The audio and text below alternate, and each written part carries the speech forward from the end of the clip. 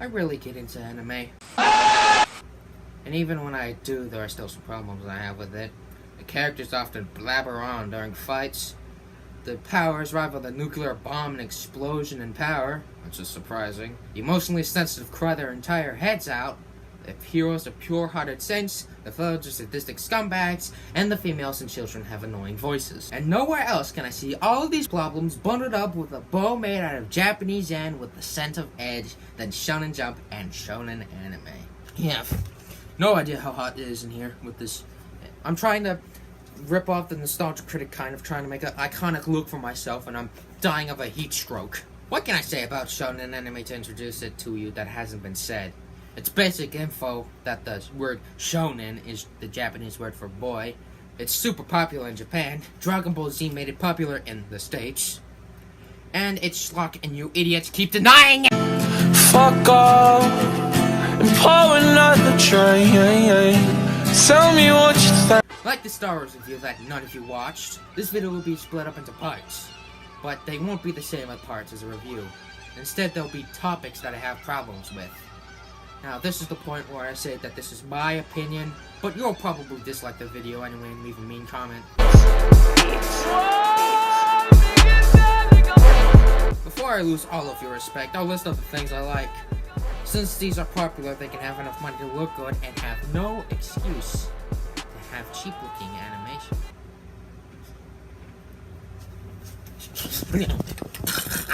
And the music can be good at times, and the battles can be pretty hype, and they can make good fighting games, but those are where the compliments end. So if you don't like the thought of other opinions and all of your friends are basement-dwelling yes-men, then this is the point where you want to click off. As for the rest of you, kick back and watch me complain about Japanese cartoons I don't really fancy. I put characters in quotation marks because these are not characters. These are cookie-cutter cutouts. Don't believe me? We got the kid who wishes to be number one and hates all that is evil in the world. The strong girl who ends up loving the main character at the end. The bad guy who has a sadistic grin when he does something mustache-twistingly evil. The mentor who motivated the main character to do his stuff, etc., etc., etc., etc., etc., etc., etc., etc. Fuck off and pull another train. No, but one of these characters are in one of the most popular anime of the year. And I see this getting praise. And I don't get the logic. When the sadistic bad guy's a bad guy, it's cliche. But when the same guy, without anything being changed, is a good guy, it's nuanced. No, you brainlets. It's not nuanced. It's dumb. No, I'll do this a lot, but let's compare these two shows. In JoJo, the main character is a teenager. He isn't aiming to be the #1 stan user of all time or something like that. He just wants to live his life, playing video games and laughing with his friends. And he has flaws. He's concerned about ruining nice clothes. He gets really angry if you insult his hair. On the other hand, this green-haired faggot wants to be the best hero of all time, like the literal Superman of his world. And that's basically the only thing he exists for, like the 99 other teenagers in Shonen Jump. To show everyone that I'm right, let's play a game. Name every shonen protagonist you can in the comments and list all of the differences you can between all of them. And don't make stuff up, because I can tell if you do. Also, if you put Giorno Giovanna on your list, let me just say this right now. He's an outlier. But not only are they cutouts, they can sometimes be idiots. I won't get into what they do in battles right now, since it will come up later. But anyway, regarding this, I only have one example. And that's from One Piece. Specifically the Big Mama arc and with Sanji's family. Now these guys are jerks. Excluding his sister and his dead mom, his brothers constantly bullied him and his dad didn't even care for him, basically treating him like a prisoner. Heck, they actually locked the poor sucker up. And why? Well, it's a 50-50 split. They do this stuff for two reasons. The first reason is that the dad bred the kids to be super soldiers, and Sanji was just a regular kid growing up. So, he's the runt. Simple enough, right? Well, the other reason is because he liked to cook. Yeah, the other reason why they bullied him is because he liked to cook. And in their words, royalty isn't supposed to cook. Like,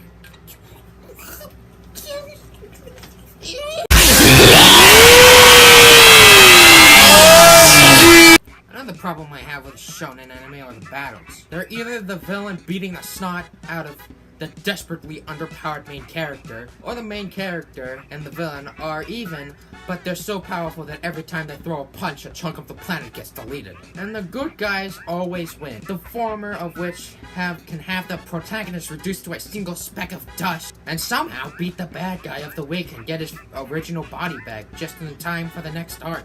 And all the while, the protagonist's friends stand in the sidelines repeating what's happening to the audience, because apparently a good chunk of the Japanese audience are blind. Oh, let's not forget when the character transforms into another form, everyone just stands there while the transformer gets more powerful. And I do mean everyone. And one more thing, you know how everyone knows that Goku has the Kamehameha, or Luffy has the Gum stuff? Well, it's because those idiots shout out their power names before using them.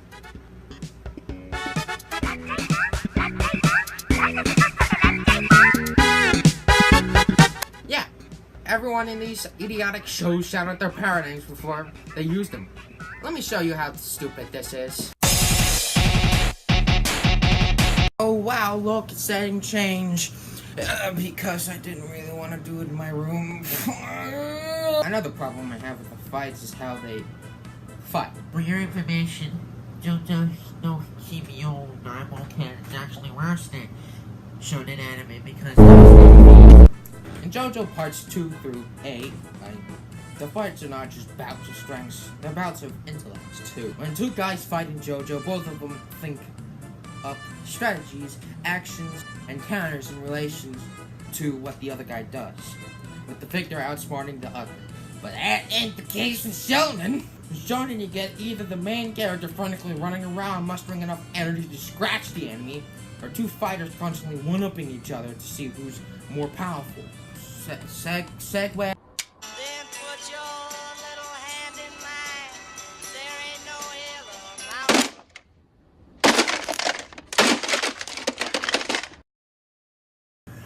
Alright, let's ask ourselves, how long must a show get until we get tired of it? How long must we see a character go through every obstacle, every roadblock, and every trial until we get fed up with and yell at the author to make the character reach his goal already so we can move on? And that in itself is another problem, because once the main character gets to his goal, there won't be any logical way you can go other than changing the perspective.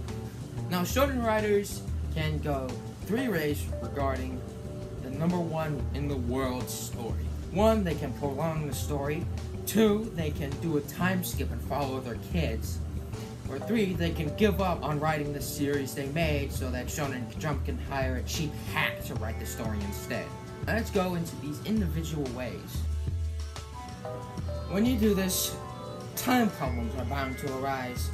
15 years of chapters in anime will only be 1 in the world of the series. And that raises questions. Now, one way you can fix this is a time skip, having a certain amount of time pass so they can see what the crew looks like. A prime example of this is in One Piece, the 2-year skip they had. But even then, time problems will still show up. I don't know how many specific years have passed in the One Piece world, but I doubt that that 20 years of reading material in anime doesn't dwarf the amount of time that has passed in their world. Not to mention the amount of episodes you have to watch to catch up. Dear Lord, that's a lot of episodes. With that much time, that someone would have gotten the One Piece, but no! The One Piece is still on the Grand Line, and we gotta get Stanley back! This by far is my favorite way of story structure, since we can have the original protagonist reach his goal and still be entertained since we're following a new protagonist. In my opinion, the guy who mastered this is definitely Hirohiko Araki, or the JoJo guy. Have you ever read or watched a series that you really liked and thought it was good? And has that show recently gotten worse because the original writer left and the company wants to milk the series dry without any consideration for artistic merit? Congratulations! Your show has fallen victim to corporate greed. and will no longer be any good because the writer has moved on with his life. Though now that you think about it, he wasn't even that good of a writer to begin with. Fuck off. Ooh, nobody gives a shit. Alright, we're gonna take off the Nostalgia Critic ripoff hat and trench coat. Not only because I wanna sink down to a personal level with you, but mainly because I don't want to die of a heat stroke in the middle of my video. Before I get to my final thoughts, now let me answer some questions that you might ask. Question: why do you hate Shonen anime so much? My answer? Well, maybe if you actually watched the video, you'd know. Idiot. Question: why are you such a massive hypocrite?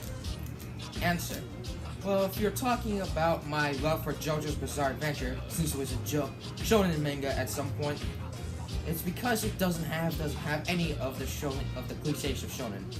And if they are present, there's actually usually an excuse why they won't. There's usually an excuse. Why won't they help fight Aldo? Fight Puma?